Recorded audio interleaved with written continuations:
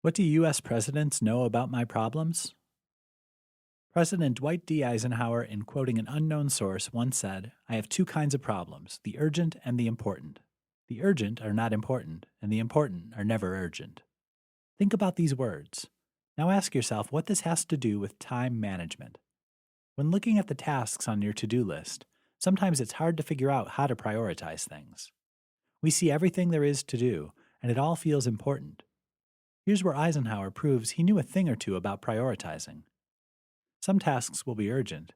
Some items might be important. Yet not everything urgent is important. Nor is everything important necessarily urgent. On the other hand, some stuff might be urgent and important.